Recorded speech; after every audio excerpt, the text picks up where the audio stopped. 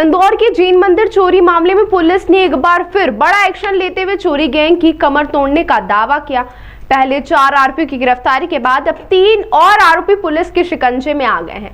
लाखों की मूर्तियां, चांदी के बर्तन और धार्मिक सामान बरामद होने के बाद इस मामले में अब तक कुल 7 आरोपी गिरफ्त में आ चुके हैं। दरअसल मामला एरोडम थाना क्षेत्र में हुए चर्चित जैन मंदिर चोरी मामले में पुलिस लगातार आरोपी तक पहुंच रही। पहले पकड़े गए 4 आरोपी से पूछताछ के बाद पुलिस ने देर रात धार रोड पर दबिश देकर 3 अन्य आरोपी लखन मकवाना, दीपक रोहिदास और राम बाबू यादव को गिरफ्तार किया। बताया जा रहा है कि आरोपी बाइक से भागने की कोशिश कर रहे थे, लेकिन पुलिस की घेराबंदी के बीच उनकी बाइक अनियंत्रित होकर गिर गई और तीनों आरोपी घायल हो गए। पुलिस ने आरोपी के कब्जे से करीब 13.5 लाख रुपए कीमत का सामान बरामद किया, जिसमें 15 किलो वजनी अष्टधातु की मूर्तियां, चांदी के बर्तन, कलश और चांदी की थालियां शामिल है। इससे पहले पुलिस ललित चौहान, विशाल केवट, ओम प्रकाश चौहान और गीता बाई को गिरफ्तार कर चुकी है। फिलहाल पुलिस ने तीनों आरोपी को कोर्ट में पेश कर दिया, जबकि इस पूरे कांड में अब भी 2 आरोपी फरार हैं, जिनकी तलाश जारी है।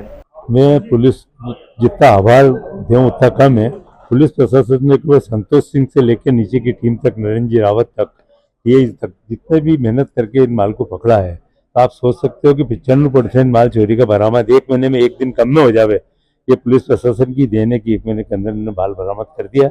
अब जैसा इनका आदेश होगा उस हिसाब से हम इस माल की कार्रवाई करके हमारा माल मंदिर में वापस रखें। क्या इसका शुद्धिकरण कराया जाएगा? पूरा शुद्धिकरण महाराज जी द्वारा पूरा शुद्धिकरण होगा। सूर्य मंत्र दिया जाएगा, इसका प्रोग्राम किया जाएगा। उस प्रोग्राम के अंदर आप जो देख रहे हैं वो सब लोग आएंगे, वो प्रोग्राम को देखेंगे, क्योंकि मूर्ति जाना तो मूर्ति का कुछ नहीं होता है। मूर्ति का जब कल्याण होता है उसमें गुरु मंत्र दिया जाता है, उसी के दर्शन का लाभ सबको मिलता है।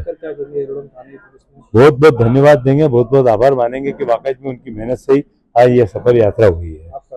मैं नरेंद्र कुमार वेद, नवग्रह जनरल अध्यक्ष, गेटर बाबू परिसर। सर, ये थाना एरोडम का मामला है। जैसा आप सभी जानते हैं कि 3 मई को रात्रि में कुछ लोगों ने इस घटना को अंजाम दिया था, जिसमें कुछ मूर्तियां और चांदी के पास धातु के कुछ पदार्थ चले गए थे, जो पूजा की सामग्री वगैरह चली गई थी।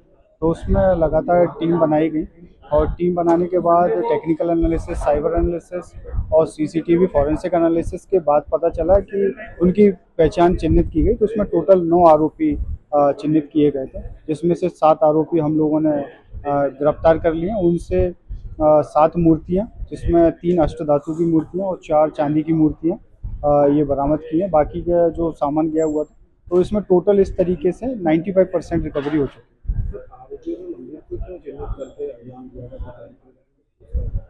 इनसे पूछताछ की जा रही है और उनके जो प्रीवियस क्रिमिनल रिकॉर्ड्स देखे गए हैं, तो उसमें ये पहले से भी इस टाइप की वारदात कर चुके हैं। तो इसमें वेस्ट बंगाल में और गुजरात में भी ऐसा समझ आ रहा है कि इन लोगों ने मंदिर वगैरह में चोरी की है। तो इनका मोटिव रहता है कि सॉफ्ट टारगेट, क्योंकि रात्रि में मंदिर में कोई मिलता नहीं, और इस तरीके से ये लोग इस तरीके की घटना को अंजाम दिया। महिलाएं भी बताई जा रही शामिल हैं जी। जो 4-5 मुख्य आरोपी हैं, उनके परिवार की कुछ महिलाएं हैं, जिन्होंने ये जो चोरी की मशरूका थी उनको छुपाने का कार्य किया और उनको गाड़ा, तो उनको को अक्यूज्ड बनाया गया।